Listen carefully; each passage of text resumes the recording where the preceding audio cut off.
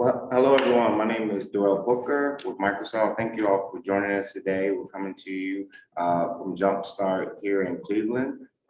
We have a great panel here with me. We have colleagues from Jumpstart, Lamont and Chris. We have Erica.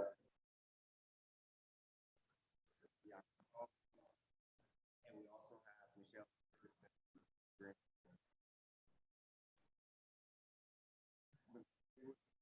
Everybody.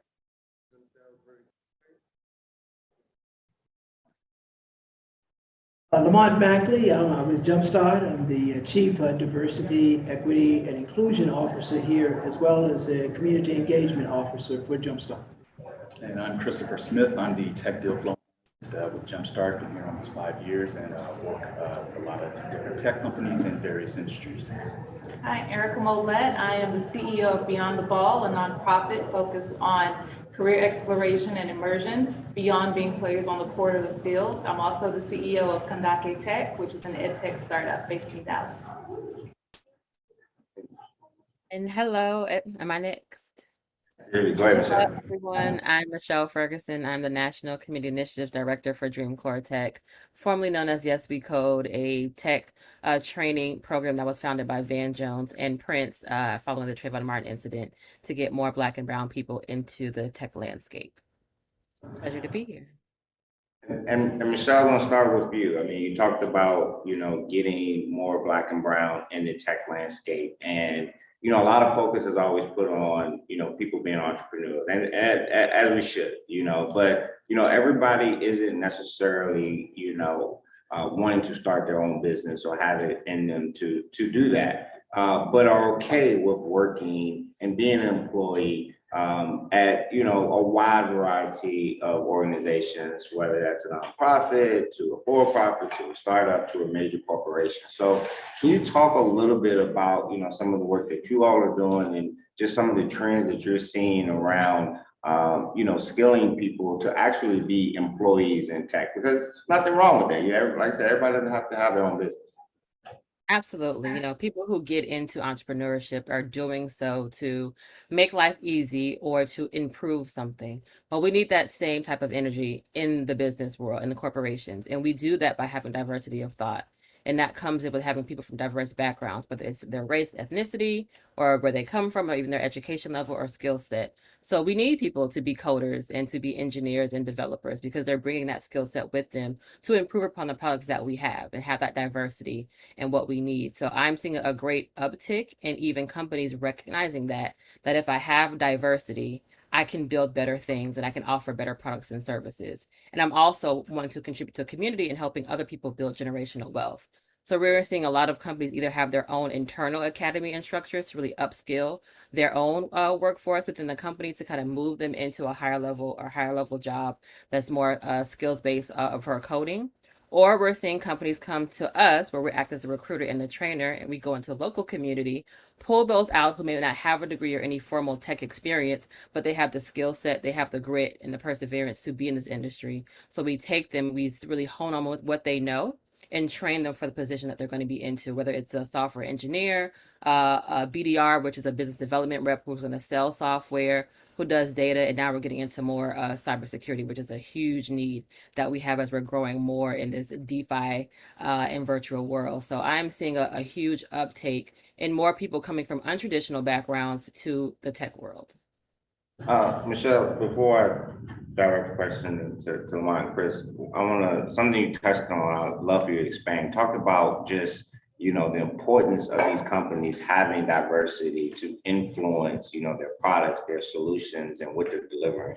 I know I got my own opinion, but I kind of wanted to hear from you on why that's really important, because I think it's often forgotten. And we look at a lot of organizations and there's a lack of diversity. And ultimately, but their consumers are very diverse. So, can you just touch on that just a little bit more, why that's just so important? Yeah, absolutely. It's important because you want to service the needs of your customer base. And you can't do that if everyone in the room that's building a product looks like not like customer base, right? So we need to have that. Is very important. You know, I did do some work with the company, even trying to change the landscape and offer things, even in a social justice perspective, to help their constituents, because the majority of them did identify as a person of color. But they wanted to do it in 3 months as a tradition, like marketing a turnover, where you can't do that. In my world, you need at least 3 to 5 years of a project or a program to have relevant data to see is it really making a difference. But without having someone who's in my world, I'm not strictly just tech, they wouldn't know that. So then you're wasting skills, you're wasting resources and energy, and people are resources to try to build something that's not going to give you your maximum investment in what you're looking for. So it's important to meet the needs of your company for a bottom line perspective, but also the needs of your customer and how to improve their lives and what they're buying into. So it's extremely important to have that diversity of thought so you can have a different perspective and build better things. It's all about building better things. And on that note, Lamont and Chris, as basically what you're talking about is, there needs to be this, continuum shift to have more, diversity in employee base at some of these companies. But, something that, is very attractive for, diverse work sources actually working at a minority owned company, because at least they immediately feel like there's somewhere where they're welcome and feel comfortable. So talk to us a little bit about, what, some of the work that you all are doing, or just what you all see is needed to be able to have investment in these minority owned companies so that they can actually be employing diverse talent. So we work with a lot of diverse technology companies, and I think the important thing is, one, understanding what the entrepreneur is really getting into, and understanding them as the entrepreneur, the business, where they're at with the business, assessing it, and then us being able to allocate the most appropriate resources so that they can continue moving that business in a direction that's going to be scalable, and give them the ability to employ people. We realize that it's not necessarily easy, especially in the tech world, when you're a solopreneur with very little resources. But us as an organization, we've identified those gaps and try to put the right human capital as well as financial capital and programming along that side to really guide them down a path that enables them to do these things. And the best part about it is that these entrepreneurs get to see people that look like them assisting them, right? It's one thing about having individuals that have that expertise, but the world is what it is, right? We're living in a state where we're very, very divided, and people very much so feel comfortable working with individuals that look like them. So, we realize that, and within our organization, we have individuals that are called EIRs, Entrepreneurs in Residence, and we took that initiative, and we're very deliberate. Lamont was leading the way in hiring people that were going to look like the entrepreneurs that were coming through the door. So we have Camille Hurd, who is an entrepreneur, a Black female founder, and she's doing well with her company. We engaged and worked with her, but we also saw something in her that she understood as she engaged with us. We wanted to bring her on and have her on our team. And she's doing really well in her position. So we took those steps, knowing that and understanding it, and making sure that we're engaging with minority-led tech companies, with individuals who have that expertise that look like them as well. Yeah, well stated, Chris. That was actually excellent. I'm so proud of you. He's one of my mentors. So. So I would just add, one thing I would add to that is it's really about giving opportunities for entrepreneurs. We already know people of color have talent. They have great expertise, they have insights, but they need a platform. They need a place where they can be assisted with that, but also allowed to grow and develop in their particular set of skills, and in particular as relates to innovation as well. And so I think of that as a place where can we give a platform that allows for exposure to all of the resources that a person of color needs in order to be successful. And I think Jumpstart and other organizations that have that cultural sensitivity and understand how this is so important to our society and certainly to the world, and buy into that, allow for that to happen, we continue to have an innovative society and opportunity to be successful as a human race. And I think it's all about exposure. It's all about giving willingness to allow people to enter into spaces where they can be creative. And Eric, I know you had a question, but I want you to get a part of this because you're an entrepreneur yourself. So, you know, anything that you like to share, just you know, your success, your struggles with investments, and you yourself providing opportunities for minorities as well as part of your company. Yeah, you know, I would say, you know, I think my role on the panel today really is to be quite granular with the startup experience. And being a non-tech CEO of an ed tech company, you know, I just jumped right in because the need was urgent and inspired by my kids who are getting old way too fast. So I didn't have time to wait and go become a computer scientist or a coder. And so jumping in and saying, okay, I have to surround myself with people who have the answers, or and build a team that's crazy enough to jump in this, also with moderate experience, you know, to be able to just drive this forward. You've met our team and we're kind of running and tying our shoes at the same time. But it really, the success that we have had has been being humble enough to go to, whether it's major corporations and folks like Durrell or others and nonprofits, and we're in Dallas, in the Dallas area, to say, hey, we know this is important, it has to exist, it's urgent, and we have no idea what we're doing. And so, and so you know, we need your help. And because the mission and the value that what we're building with Banaki.com seems to resonate in its importance, that has been what's attracted support. And so I would say to other entrepreneurs, if you are in a situation like me where you don't have as much experience or know-how, at least being so compassionate about the value that you can bring to the world, that you were willing to put yourself out there and just ask for help and figure it out as you go. But the question that I have along that same line for all of you, including you, Michelle, is, as a startup, you know, I own multiple companies, and so I have bootstrapped using the revenue from my salary that I pay myself, et cetera, to push my own innovation forward. The area where I've gotten stuck, I would say, is knowing when is the right time to go ask for help and have that ask received.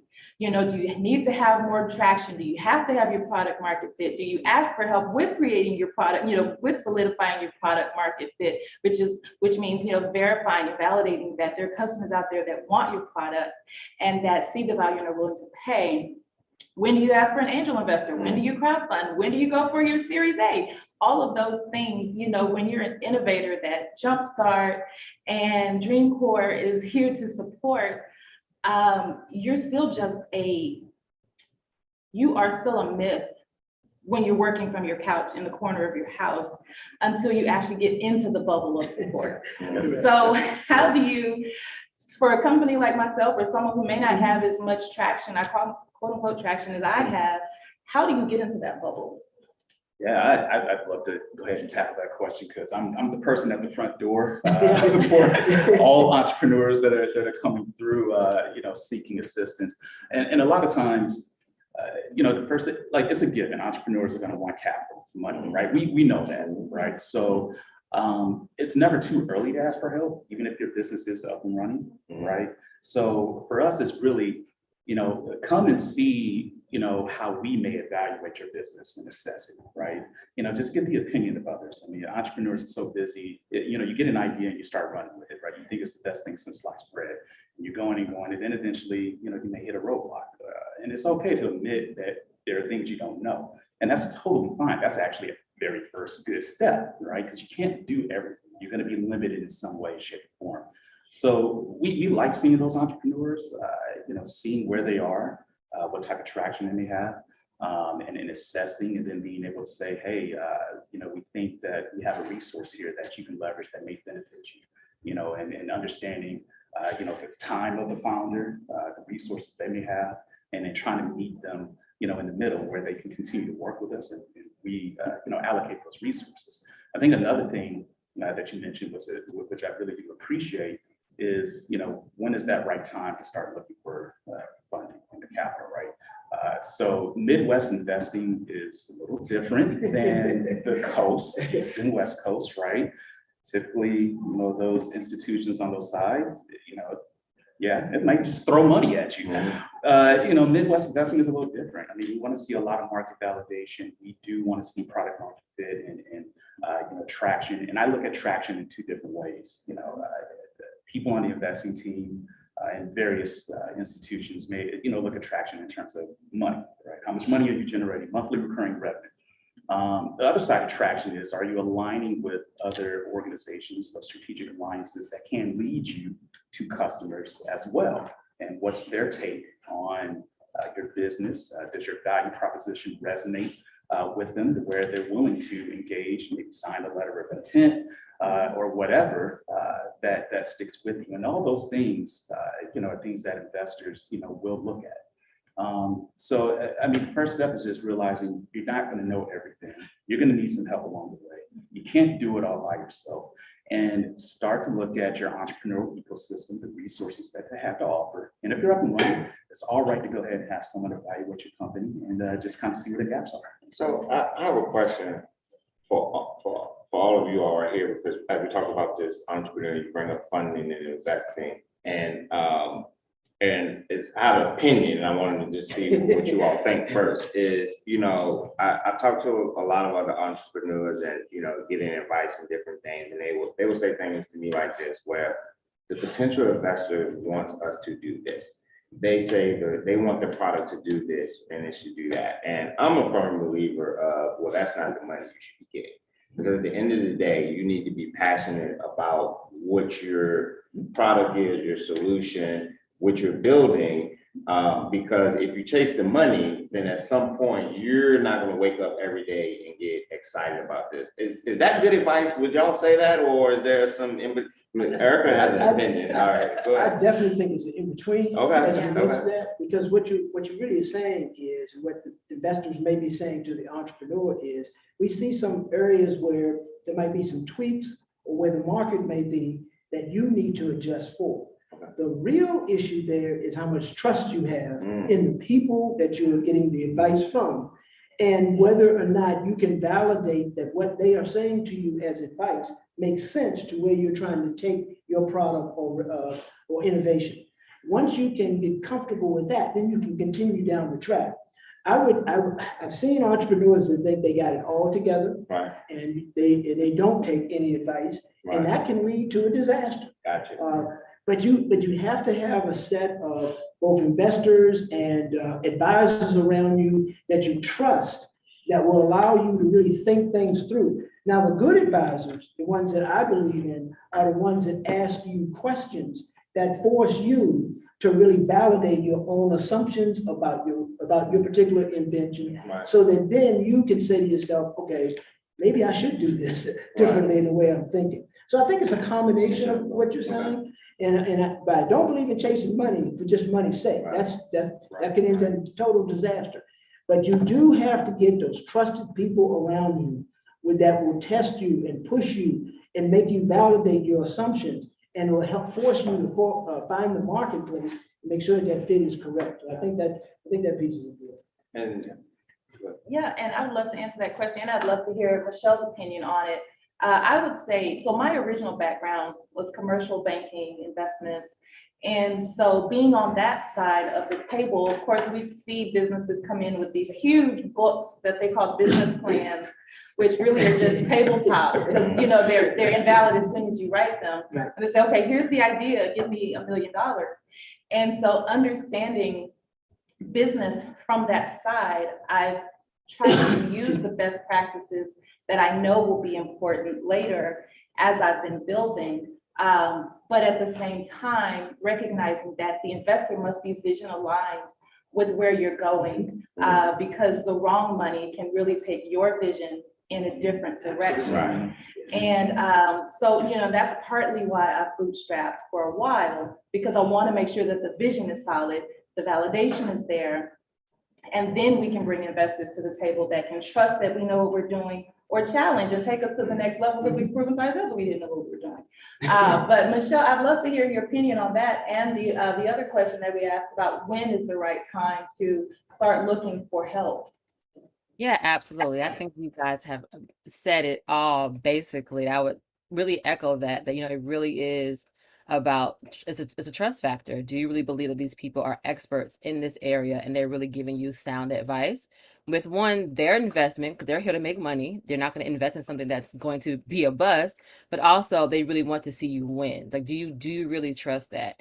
And you have to be open that sometimes I may not know everything or I may have had a blind spot in this area and they're highlighting that for me. So let me adjust this. It's not taking me off of my track, but it's just a tweak. We all have to be tweaked. And are you agile? You have to be agile as an entrepreneur. And I think going through the investment round really shows you how agile you can be. Even when you have a customer base, you're getting data from your customers because you're always going to get feedback. Even once you have your business up and running, you have to be agile even then to really tailor your product to help your customer and getting that data. As far as when to get seed, I think a good question is to ask, am I ready to give up equity in my company to really meet what the needs that I have so I can scale my business now? Look at, am I going to do pre-seed or am I ready for seed? Do you have an MVP, your minimum viable product? Do you have something to show that shows I have a market need or am I a market fit? And I think you have to really ask those questions, especially when you're early development in your company. And who do you want to be building what you're building? I do find a lot of entrepreneurs, especially Black entrepreneurs in the tech space. The company is founded by Black people, but the developers aren't Black.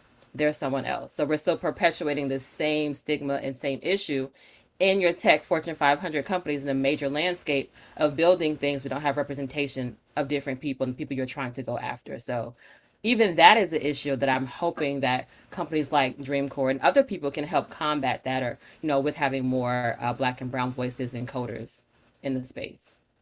And Michelle, you brought up the whole thing about equity, and it's extremely complicated. But if like someone was just listening to 2 seconds of this, and you had to give that one advice around when to give up equity, how much, what to consider, what comes top of mind for you? Because that is one of the things that I see so many, founders and entrepreneurs make a huge mistake in. What comes to mind for you? For me, what comes to mind is, am I ready to scale? If I know that my business is not ready to scale, or if I need this funding to scale to get extra bodies, that's the resource, or get that data, or get more research, do not give up equity yet. You still haven't done enough of the bootstrapping to get your company to a position where it's ready to give up equity. That's really the question that I tell people. You have a great idea. When you see it, you're just asking your mama and your daddy and your best friend if it's a good idea, and they say yes. That's not enough. You need other people in the market who give you an unbiased opinion that says, yes, I would buy into this. If you created it, yes, I would buy this service. Yes, I would buy this product. If you have that, you have done your projections. If you are selling your product already, you have some 20% growth monthly. I would say at least for 8 months to a year. Now you're at the position where you should be able to go and get equity or give equity in your company. And don't get robbed. Know your valuation, know your margins, and have a good valuation of your company that's realistic.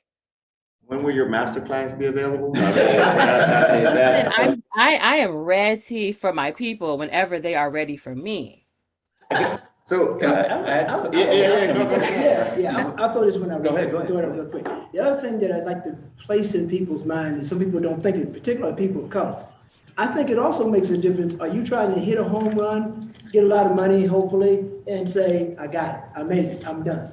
Or are you trying to be a serial investor, a serial entrepreneur, and do more?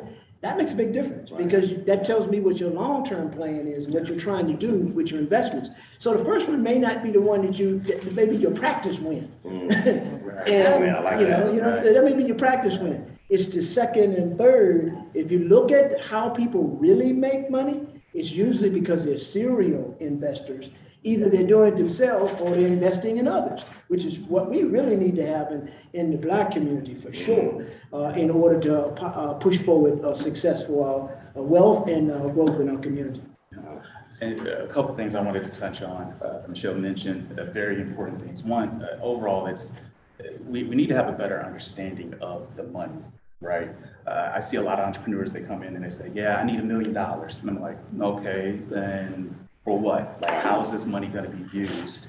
What does the next 18 months look like for you? What are the milestones you're trying to hit? And, how is that money tied to those milestones, right? How does the capital help you reach this significant milestone and get you from A to B, right? It's not easy, and it does take time, and it's important for us to, one, she had touched on the market validation, customer discovery, doing that, not just getting the opinions of your family, right? It's really talking to your target audience, asking them specific questions, getting that information, analyzing that data, and then help you reach to an informed decision of like, yes, I need to continue to move forward with it. There's family and friends rounds, and then, from there, which is, pretty much what you're in, that family friends round, and then, you could segue into angel investing. And then from there, you need to make a determination of, it's VC money, venture capital money, for me, is that what I need right now? That depends on what was already said. Do you want to scale fast or grow slow? Now, if you're in a position where you have something good and you're looking to scale fast, then maybe VC money is for you. You have to have a certain understanding around the mentality of VCs, depending on the region that you're in. Now, y'all touched on something. So obviously, when investors going to go with the safer bet. So the more you can show results, the higher chance you have. There is a lot of people that believe that they can get to the money with just the idea and very pretty decks and talk and not have anything created or put together. Can you tell the people, is that more of an anomaly, or is that or is there a formula to being that person? Yes, some people have gotten money just off of ideas. I mean, like, seriously. I mean, you walk in and it's the idea on the napkin, and somehow to get money.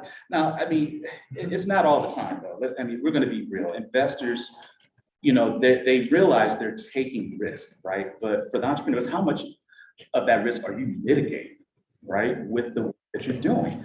If you can come to me and say, hey, you know what? I spoke to 300 individuals who are my target audience. And they all said, 80% of them said, yes, I'm dealing with this problem. It seems like your solution will solve this problem. I'm willing to pay for it.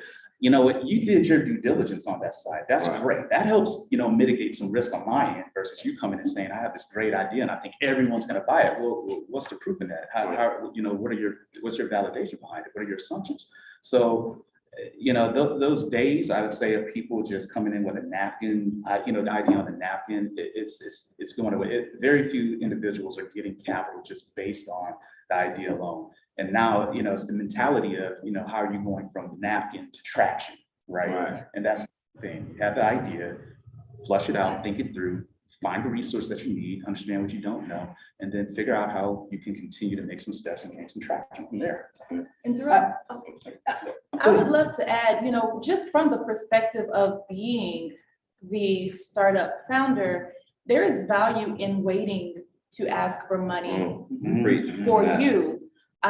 Because, I've shared our ideas, shared our pitch deck, shared our site with some folks like, oh man, maybe we should buy you. And I'm like, no, it's way too early, because it's like selling your land versus selling your house.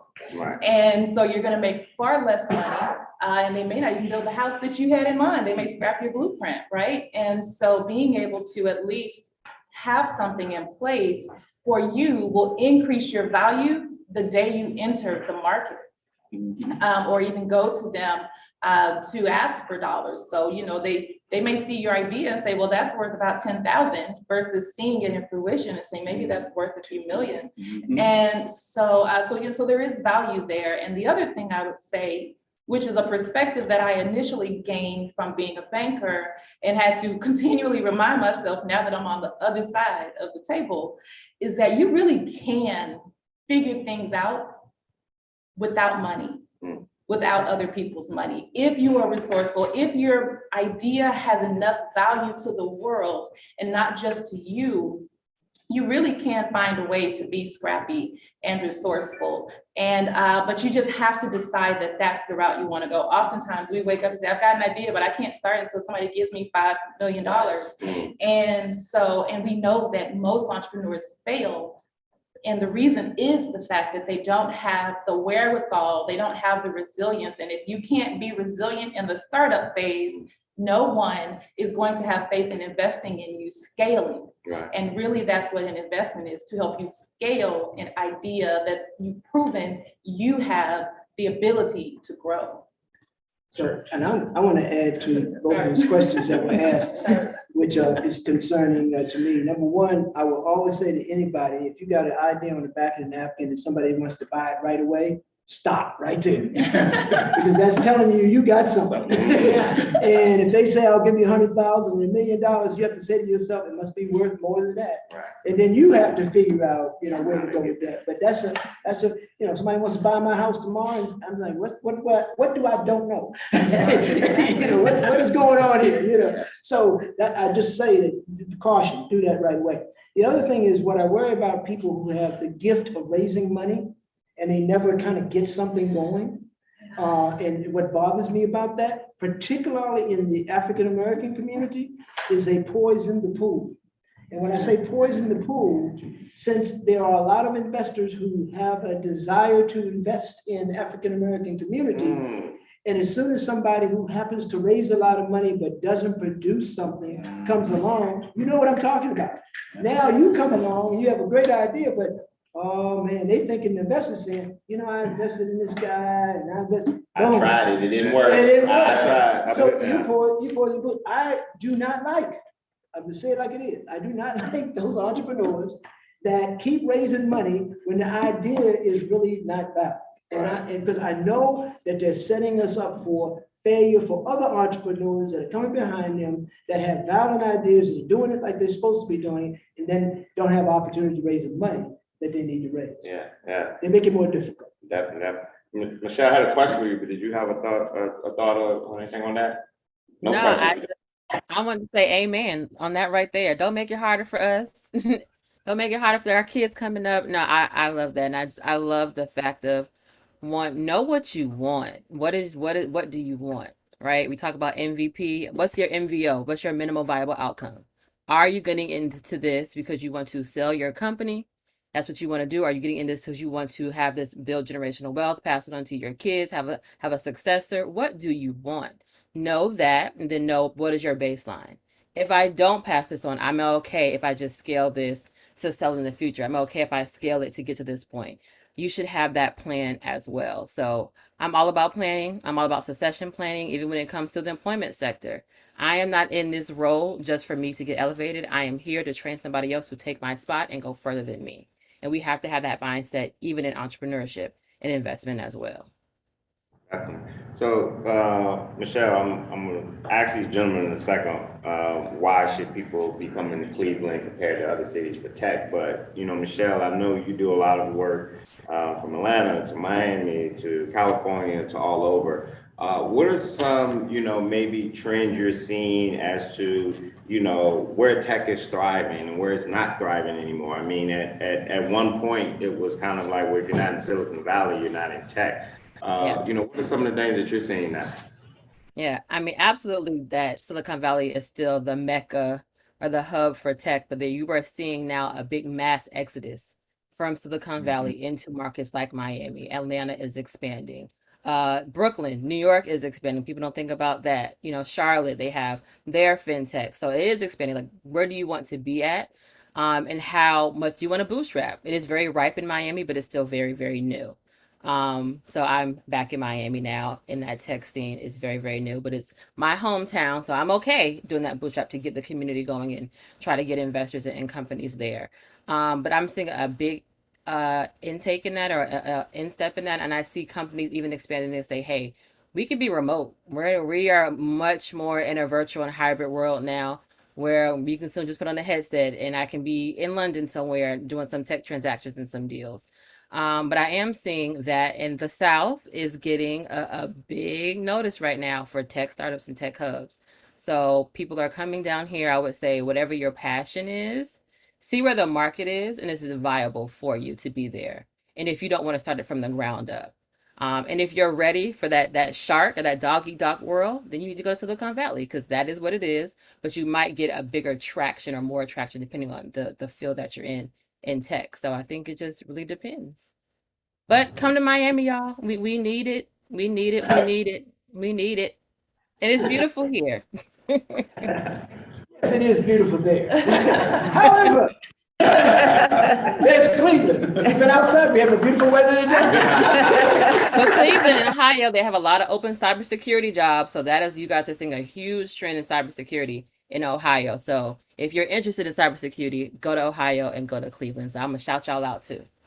Appreciate that. And one of the things I was going to say is you gotta look at the landscape of industries in Ohio, and particularly in Cleveland. You know, what's here that has value to you as an entrepreneur trying to develop your company. So I'll use, for example, you know, University Hospitals, Cleveland Clinic. There's a big health industry here. So if you got something in the medical side or health field, you might want to be here because of the industry. And so there are things that you need to consider. What's in the market that becomes valuable to you as an entrepreneur and your particular company? The other thing I will say about the location, Cleveland is in the heart of the Midwest. And Ohio is, of course, you know, so it's very important to understand, hey, this provides me a lot of different opportunities. I'm at Chicago, I can get there. I'm at Indianapolis, I can get south, down to Austin and down to Texas. I can get over to, you know, New York. It's not a problem. I'm right in the heart of it all, as they say. And so that becomes important. Here's another one people don't put in mind, cost of living. The cost of living here compared to San Francisco and the West Coast or New York. Hey, the employee base here, traditionally, Ohio has been a great place to find employees who are hardworking. And here's another one for you. The family life here is great. If you're a family person, if you're looking to really say, you know, I want to bring my family, I want to make something happen and enjoy kind of a state where it has different kinds of things going on, this is great for that. So I definitely would suggest that. And then, of course, there's Ohio State, just to say that. There's another, and the other universities in Ohio, which I think make it a place to really be valuable and have an opportunity to grow and develop. And I'll kind of just, like I said, it's really, as an entrepreneur, you need to be thinking, it's the economics of it, right? You know, I see a lot of deal flow applying from out of state.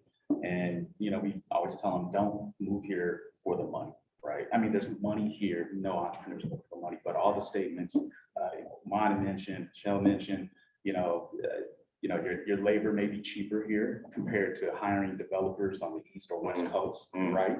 Like you said, you have access to different markets because you're in the middle, so you can easily access markets, you know, freeway and getting, you know, there quickly and being able to do business. And then, you know, what is the area offering you as well? Are your customers here? The people you need to talk to, are people that you need to be working with here. Like Mom mentioned, we have a robust healthcare hospital system here, and we have a lot of financial institutions here. So it's all those things you need to be considering as an entrepreneur. That's beyond just, you know, finding capital and going places where there's money.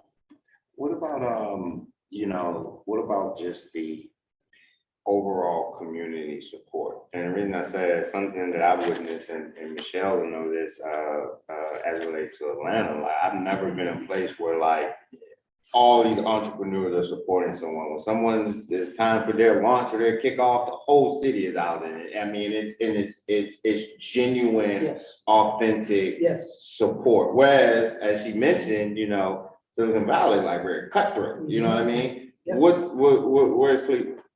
Well, you can get the support here, but it's not as vibrant yet as Atlanta and some of the other markets that you would mention, et cetera. But there is a move to change that and to really make that happen. And I'll say one of the first moves, and I'll just say it this way, that we have a new mayor. He's a young mayor. He's got young ideas. He's put young people around him, not the same old people. It's a change in there. Look, I see, got audience support. we can feel it. Now, I'm not going to tell you where Atlanta is yet, or where Miami is yet, or where the West Coast used to be, and all of that. We're not there quite yet. But there is a vibe here that you can get on the ground floor right now and help create something really dramatic and new, dynamic and new here in Cleveland.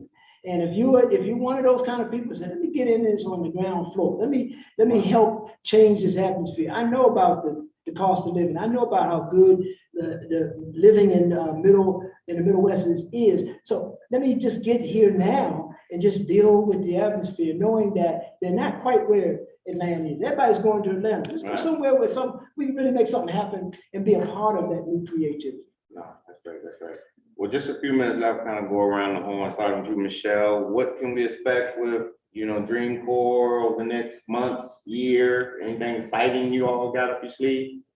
Absolutely. Well, I have to plug my event in. So I lead and curate an event called Black Future Weekend, which is a tech conference, but it's community centered. So it's really to get the community at large invested and knowledgeable about where the tech landscape is, where to go, and how this time we can be ahead of the 8 ball instead of behind it. So it's creating community, exposing them to different aspects of tech and seeing how they can even get pre-seed money, I think, as their family and friends round for those who are tech entrepreneurs. So that's coming up the pipeline, more training, those who are interested in getting into tech, whether it's through a scholarship or an actual program. Our programs are free to those individuals. You can hit me up or you can text TECH, TECH to 97483, and you can get our scholarship program and learn all about what we're doing over here. Before I go to Erica, I'm talking to y'all. I had the pleasure of participating in Black Future Weekend this past year, and when I tell you, DreamCore and Michelle know how to put on an event, it is them. So please, stalk the website. I'm on it now. I'm sitting here like, I'm getting the vibe, y'all. Black Future Weekend. We're gonna have a day party. It's gonna be HBCU style. It's all Black culture, but just have tech in it as well. Well ran and very professional, and it was unbelievable. I can't wait. And where's it gonna be at? You didn't even say that part. Oh, my bad. Y'all know where it's gonna be. It's gonna be in Miami. Come to Miami. Miami, June 24th through the 26th. So you have time to get your tickets and get your bodysuits and your bikinis together and come on now. And it's very well rounded from just everything about empowerment for Blacks, from entrepreneurs to I don't know, just everything. So y'all really come check that out. Erica, what do you got up your sleeve?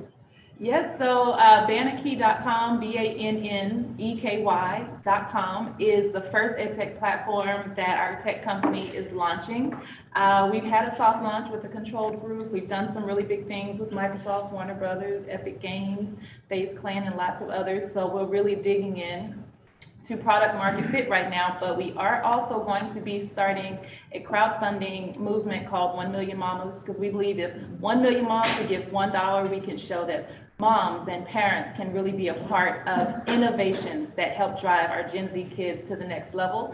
And so look out for more. It'll be bigger than just being about an ask for money. We will be getting more granular about following my journey and all the things that I need to learn. Actually, the podcast will be called All the Things That I Need to Learn Along This Journey, as well as building this community of moms and parents in general that are going through this education crisis and trying to get our kids back into the love of learning after such a horrendous last 2 years for them during the pandemic. So look out for that, and I look forward to hopefully being a part of this event in July. I'll come to Miami. Y'all all invited. This is a family reunion.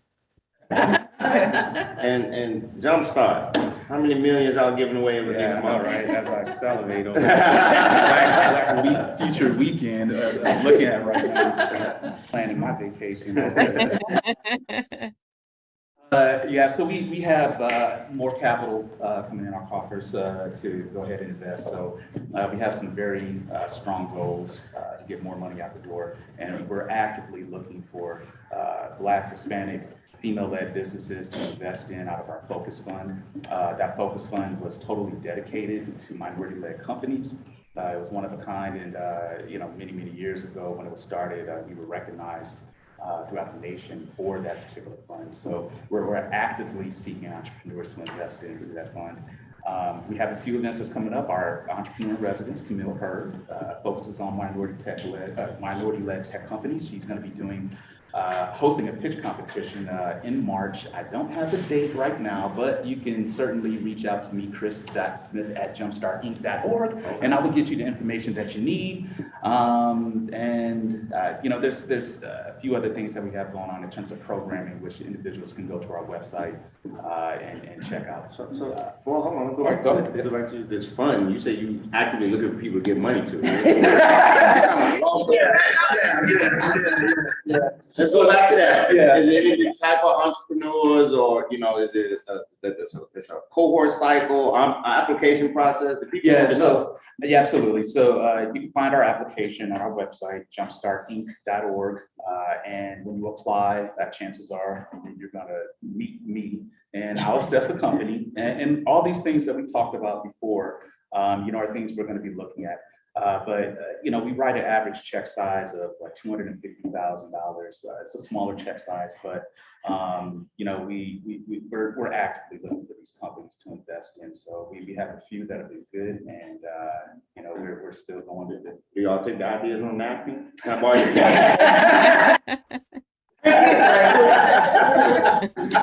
We do take it on napkin, but we're expecting it to be on paper at some point. Okay. All right. Well, I think we're at time. I thank you all for tuning in. Thank you all to the guests. Michelle, thank you for streaming in from Miami. It was about a cool 85 degrees there today. We're having a little warmer, a little cooler, about a little 79 right now. Oh.